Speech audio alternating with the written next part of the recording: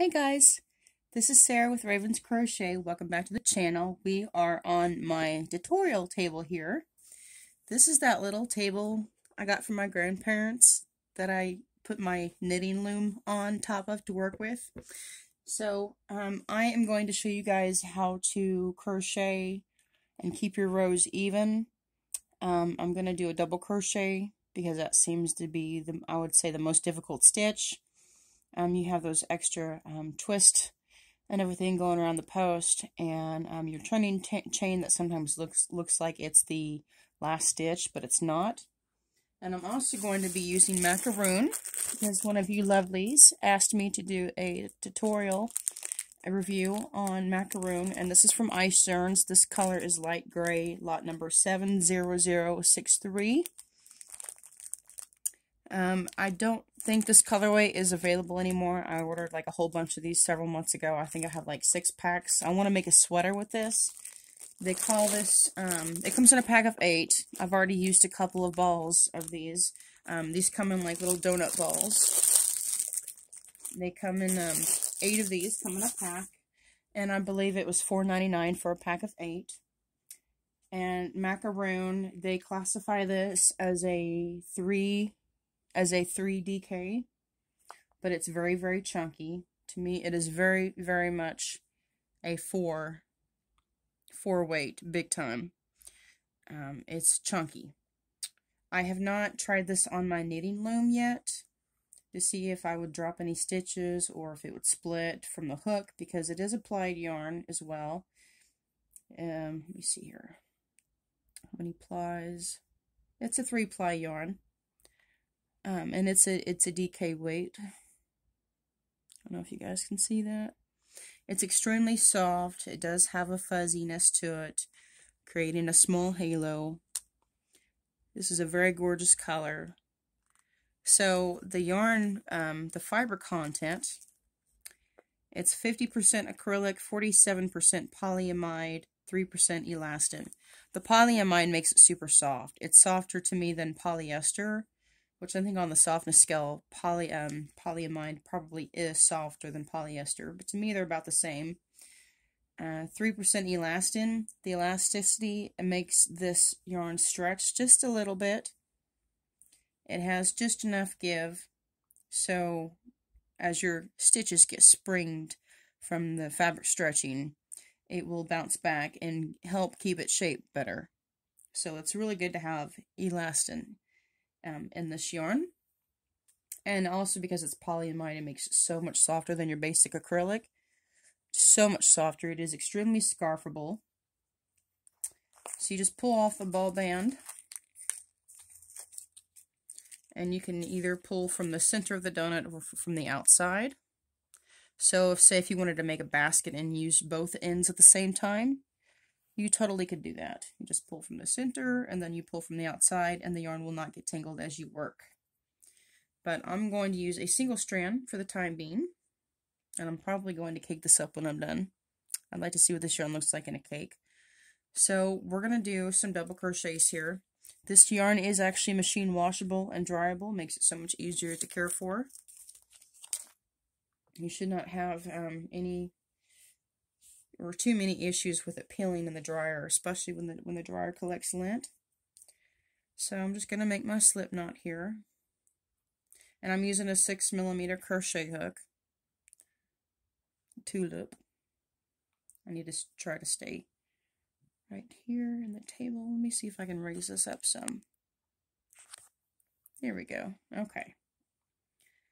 So again, 50% acrylic, 47% polyamide, 3% elastin. It's very soft and plushy. They classify this as a 3 light DK.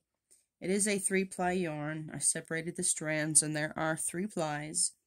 It has a little bit of stretch, and it has that bounce back to keep your garment in shape. So anyways, we're going to work on our ends here. Practice keeping our ends straight. I'm just going to do a swatch here. Let's see, 3, 4, 5, 6, 7, 8, 9, 10. So I want to keep 10 stitches across. I chain 1 extra.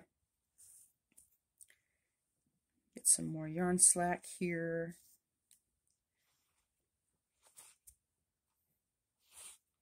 Okay, so I chained 11 because I want 10 stitches. So I'm going to double crochet into that first stitch. Now I'm not worried about going into the back bumps right now. That's my preferred method of crocheting. Just lost that stitch. But right now we're more worried about keeping our ends even. So just pay attention and follow along. And I just remembered I do want to grab something. I got a couple of Christmas cards in the mail. Thank you very much for the people who sent me some love. I really do appreciate that, and I love seeing the different kinds of cards that people send in. There's one Christmas card I got. It included a stitch marker, a brown little paw print. So here in a second, I'm going to go grab that and show you guys my stitch marker. So we're coming up to the last chain on my hook. If I position right there, you guys can see good. And then yarn over and do my last double crochet. And then all I do is I chain one, turn my work, I yarn over and do a double crochet right there in that very same stitch, the one that I just chained one from. That very first stitch, I do a double crochet, and then I just do a double crochet in each stitch across. That way, the gap at the end of your work stays smaller. See, there's no gap. There's no gap at all. I love that. And that is a double crochet right there. You got your chain one, your turn, and then that's your double crochet right there. That's it right there. That's your first double crochet.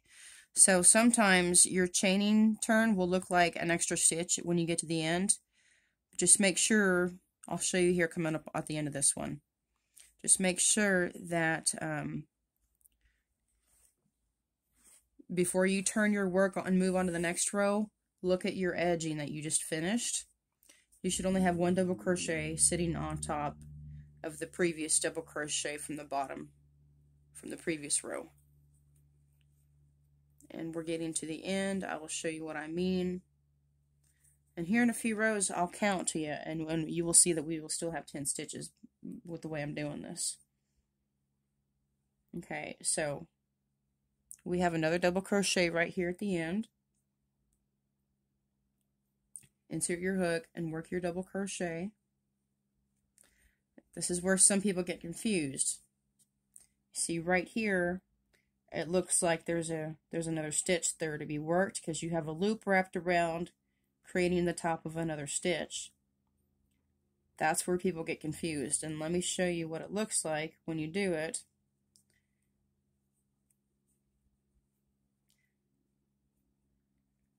At your first glance, you know, it'll look even to you. Like, right, it looks straight, but you've just added another stitch in there. If it helps, this is where you put a stitch marker in before you continue on and do your work. Let me go grab that stitch marker real quick while I'm thinking about it. I just got it sitting right over here.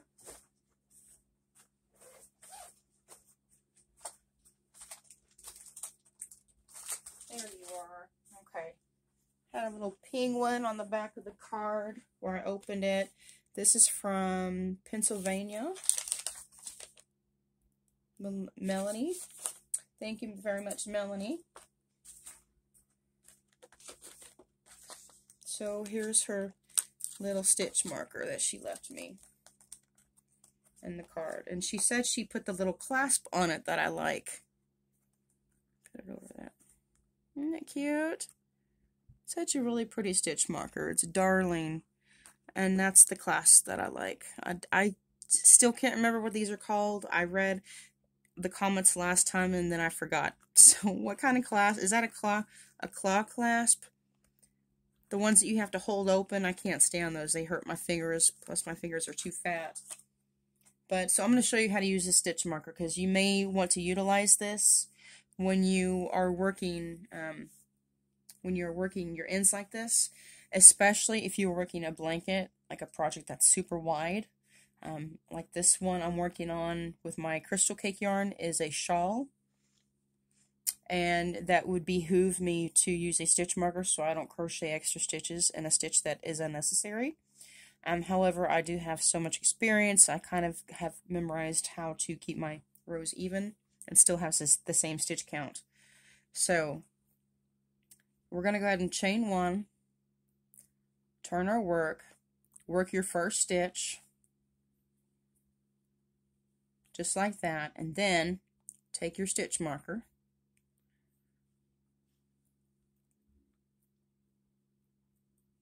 and you're going to place it right on the top, right in there with that stitch we just worked. This is our live stitch, our working stitch right there. We're going to place this in the top of that stitch we just worked. And that will remain until we get back to that point, so we'll keep it on there. We'll work all of our double crochets. And what I'm doing on my shawl is just, again, pretty much double crochets. I'm doing that instead of the half double herringbone, just because I like the stitch better, and it's just a more comfortable, relaxing stitch to me. I can watch Netflix and watch YouTube videos while I'm working on the double crochet shawl.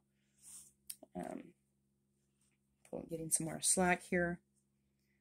And I did a stitch multiple of 218. I adjusted just a tiny bit. I'm not following the pattern exactly. I'm following the overall appearance of it, pretty much. I'm just using a different stitch, and I'm still going to use the exact same lace pattern with it. Okay, so here's where I know I'm at the end. Without using a stitch marker, you count your double crochets. You got 1, 2, 3, 4, 5, 6, 7, 8, 9, 10, because we wanted 10 stitches across, right? You got that double crochet right there. You're always going to have a tiny bit of bulk just to the left of your double crochet at the end because of that turning one chain. So you've got one double crochet sitting right on top of that you just worked in the row that you're currently working. So before crocheting any further into this row, just make sure, and you can count if you're doing a short row. Double crochets 1, 2, 3, 4, 5, 6, 7, 8, 9, 10, and that bulk is my chain one and my turn. So I know for sure I have 10 double crochets here, and I have 10 double crochets on the previous row. I can now chain one and turn my work. So we'll double crochet into that very first stitch that we did our chain one out of, and we will do 9 more across until we get to the next row, or until we get to the end. And this is the row where we are going to be approaching our stitch marker. And if you are beginning, I highly recommend stitch markers. They are very much your friend, and they are friendly reminders of what you need to do or where you need to stop. Okay, so I've got one stitch left, which is where the stitch marker is. So I will now identify that last stitch right where I just crocheted into the next one. My hook is ready for that stitch, so I remove my stitch marker, and then I work my last double crochet, chain one, turn, work my first double crochet in that first stitch, and then take my stitch marker and reattach it, so that way I will be reminded, if I can get it in there, this yarn is a little fuzzy. This way I will be reminded as a beginner that this is the last stitch of the row that needs to be worked, and then I can chain one and turn my work. So I'm going to go ahead and go across again one more time, and I'm going to show you what the work looks like when you don't do a chain one. You can also do a chain two, but if you do a chain two, I would count that as your double crochet. That will still keep the gap on the side of your work small. Because you know normally patterns call for a chain three to build up the height of the double crochet stitch. So here's my last stitch of the row. I know that is my last stitch because this double crochet is on top of this double crochet. Here's another double crochet with my chain 1 bulk. There's the stitch, last stitch right there. If you chain 2, get some more yarn slack, chain 2 and turn, I would count that as a double crochet because that extra stitch is creating the bulk of a double crochet stitch, but keeping your gaps smaller. So just double crochet, not in that first stitch, but in the second stitch. And I'll do a few more double crochet here just to even out this row. You could chain 2, and you can count that as a double crochet. That'll work. I'm sorry, I was out of frame. Chain 2. And then instead of that first stitch, do your double crochet in that very next stitch. Chain 2, double crochet in the next stitch. Usually when I chain 1, I double crochet right there in that same stitch. But if you can also just do a chain 2 and then do a double crochet in your next stitch, and that works just as fine. Here, I'll go across the entire row and we'll work our way back to it. And it will look just as nice. There is my last stitch. Remove the stitch marker and work my last double crochet. Chain 2, double crochet into the next stitch, which would literally be the second stitch of that row. And just keep stitching, just keep stitching, just keep stitching. This yarn, it feels so nice to work with. And I'm going to show you here how it frogs too. We're doing a full review on this yarn. Okay, so let's make sure we're not going to add any more stitches. Let's count. We're supposed to have 10 across, right? 1, 2, 3, 4, 5, 6, 7, 8, 9. Okay, we've got one more stitch. See, it looks slanted, so it almost looks like that could be the end of the row. But then it looked kind of funny. It was slanted like it was a chain 1 turn. But remember, we're doing a chain 2. We changed 2 and then turned. So that top stitch may be slanted like that. So don't mistake that for your edge versus, hey, we need to put 1 stitch right there. That's our chain 2. So now we'll have a double crochet sitting on top of our chain 2s on every single end. Because that was a chain 2 we did back there. And we put a double crochet on the next row.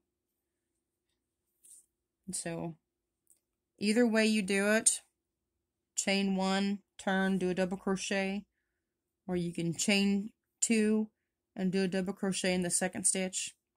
Your work will look even. So that's 2 different ways how you can keep your ends even. But always use a stitch marker. They are your friend.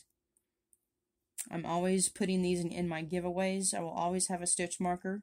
No matter if it's a plastic one or a decorative one like this, I will always put stitch markers in my giveaways because they are extremely useful, and I think it's an extremely necessary tool to have in your arsenal if you want to have fabulous projects with a good result, with a fabulous result and even ends.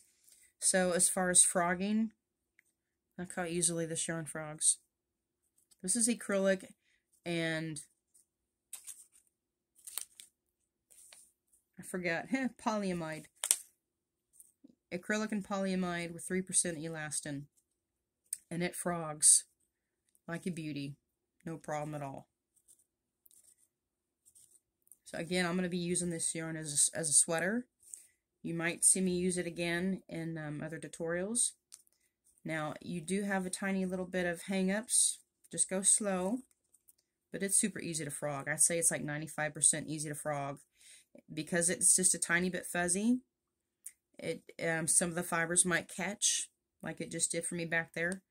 But you just see I worked up, what, 6 or 7 rows, and I just unfrogged the whole entire thing. So I highly recommend, if you order yarn from Ice Yarns, I highly recommend that you get some of this yarn.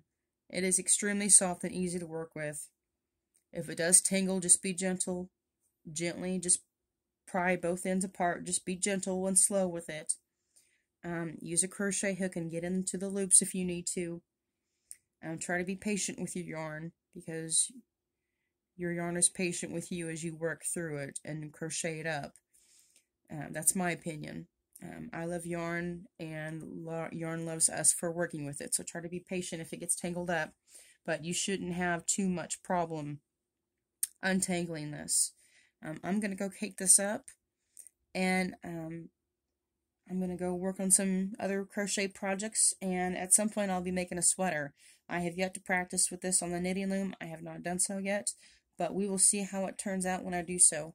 Until then, I hope you guys are having a great evening, and hello.